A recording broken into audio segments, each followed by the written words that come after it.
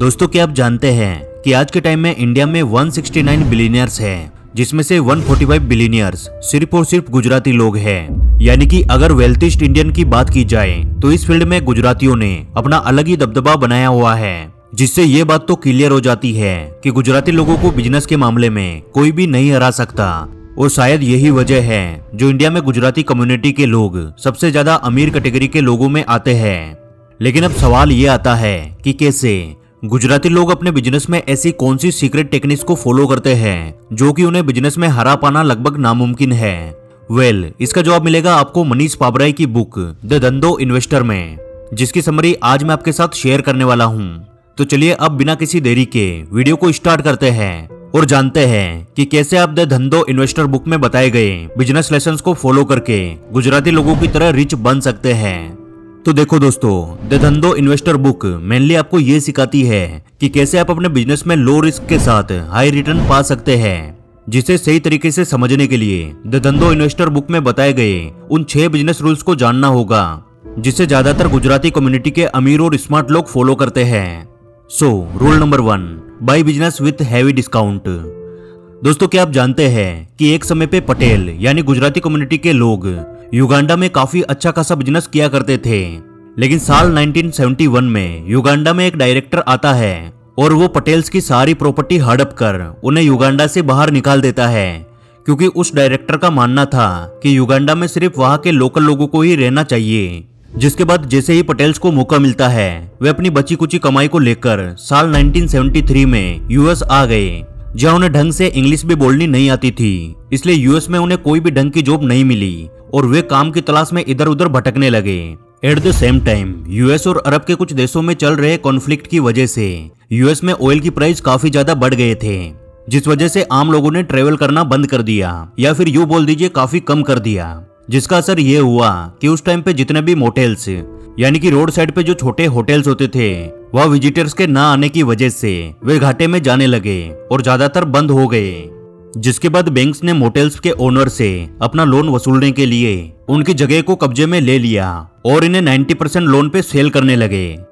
अब यहाँ पटेल्स को अपने लिए काफी अच्छी अपॉर्चुनिटी नजर आई, क्योंकि पहले तो उनके पास रहने के लिए कोई भी घर नहीं था। वे अपनी फैमिली के साथ इन्हीं होटल्स में रहा करते थे। ऊपर से पटेल्स इस बात को अच्छे से समझते थे कि कभी न कभी सिचुएशन नॉर्मल होगी और लोग ट्रेवल करना शुरू कर देंगे, और तब जाकर उनका यही लो कॉस्ट में खरीदा गया मोटेल उन्हें बड़ा प्रॉफिट बनाकर देगा। इसकी वजह से युगांडा से आए हुए लगभग सभी पटेल्स ने अपनी बची हुई कमाई को डाउन पेमेंट के रूप में बैंक में जमा कर दिया और इससे यूएस के लगभग आधे से ज्यादा मोटेल्स को खरीद लिया। जिसके बाद उन्होंने सबसे पहले उन मोटेल्स के स्टाफ को बाहर निकाल दिया, क्योंकि इतना ज्यादा प्रॉफिट नहीं होता था कि वो स्टाफ को भी सैलरी दे सके।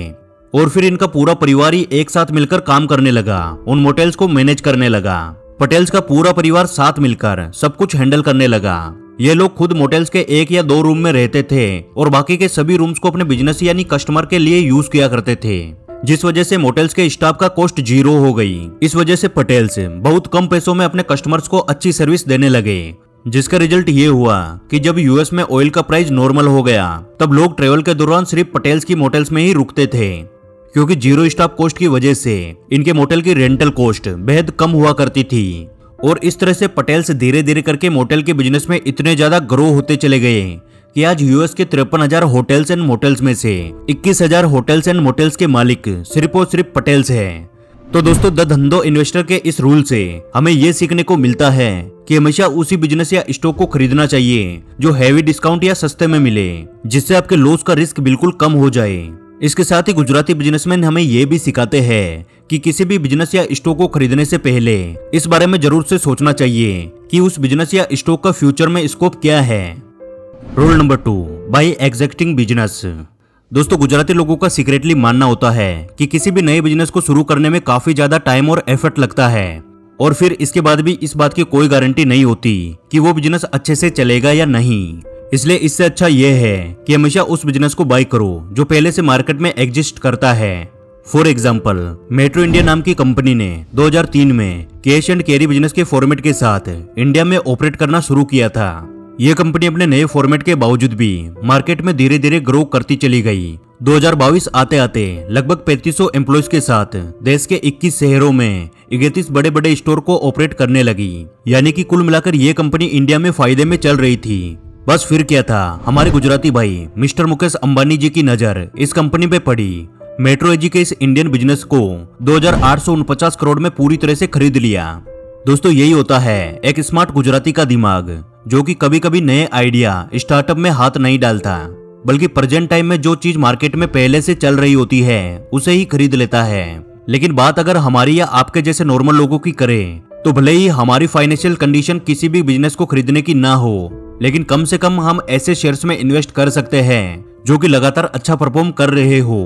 यानी कि अगर इस बिजनेस रूल को समराइज किया जाए तो इसे आप ऐसे समझ सकते हैं कि आपको कभी भी रिस्क लेकर उन शेयर्स में इन्वेस्ट नहीं करना चाहिए जो मार्केट में ज्यादा अच्छा परफॉर्म ना कर रहे हो।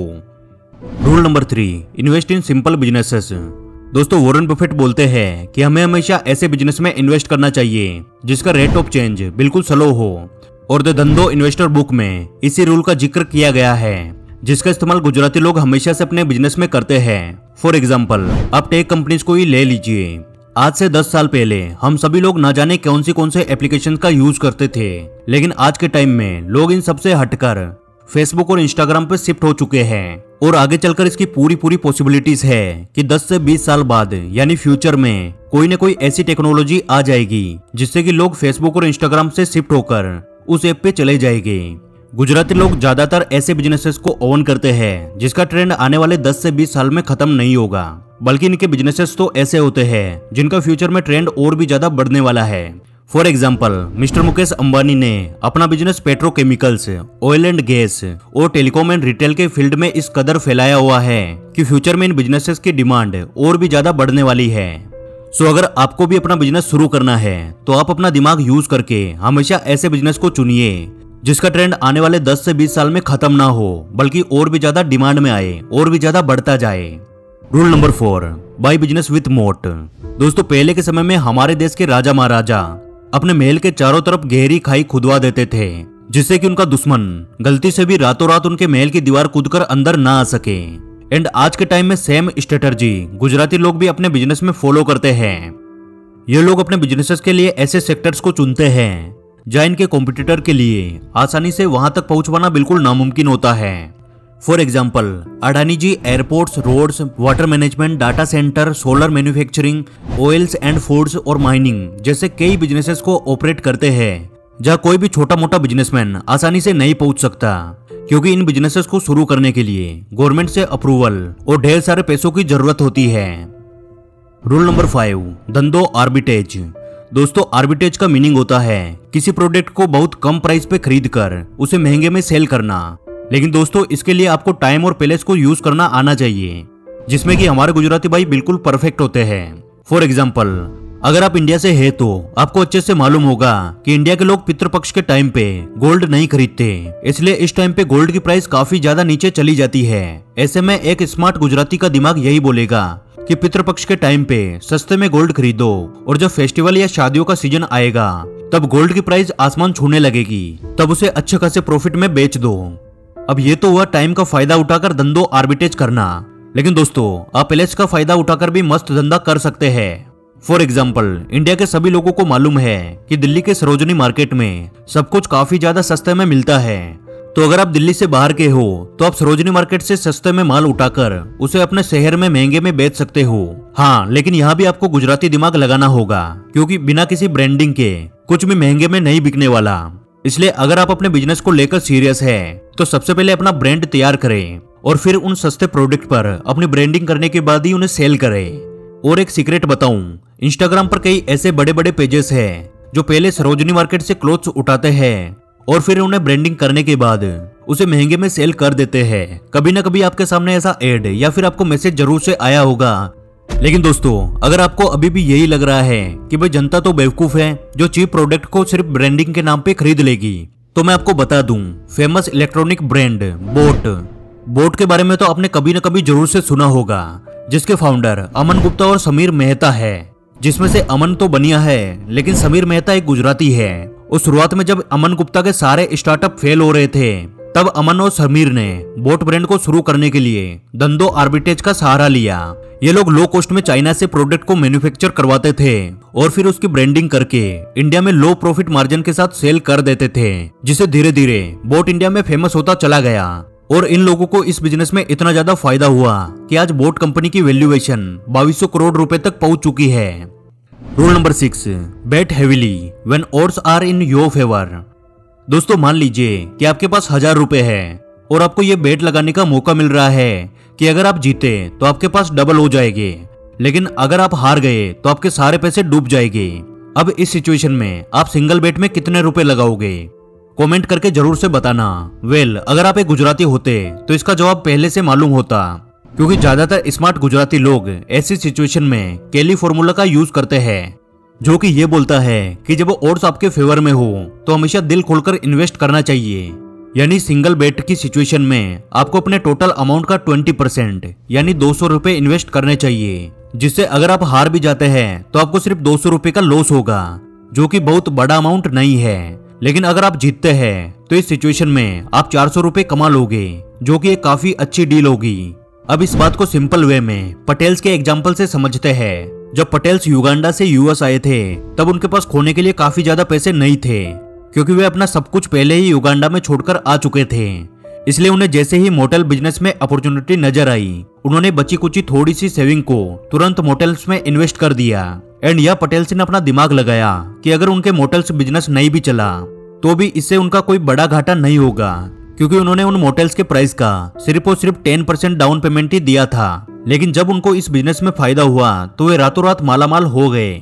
इसलिए दोस्तों आपको भी हमेशा बिजनेस या स्टॉक्स में इन्वेस्ट करते वक्त इस बात का खास ख्याल रखना चाहिए। आप सिर्फ उतना ही इन्वेस्ट करें जितने से आपको ज्यादा लॉस ना हो और ना ही ज्यादा फर्क पड़े। लेकिन अगर आपको इन्वेस्टमेंट से फायदा होता है तो आप रातों रात अमीर बन जाओ। तो दोस्तों आज के लिए बस इतना ही। मुझे पूरा यकीन है कि इस बुक समरी से आपको रिचेस्ट गुजराती के बिजनेस सीक्रेट का अंदाजा लग गया होगा और आपको द धंधो इन्वेस्टर बुक के इन 6 रूल्स में से सबसे बेस्ट रूल कौन सा लगा कमेंट करके जरूर बताना। और आज की हमारी ये वीडियो अगर पसंद आई तो वीडियो को लाइक करना, क्योंकि आपके एक लाइक से हमें और वीडियोस बनाने का मोटिवेशन मिलता है। और हमारे साथ हमेशा ऐसे ही जुड़े रहने के लिए आप हमारे चैनल द योगी को सब्सक्राइब कर लीजिए। जल्दी मिलेंगे अगली वीडियो में।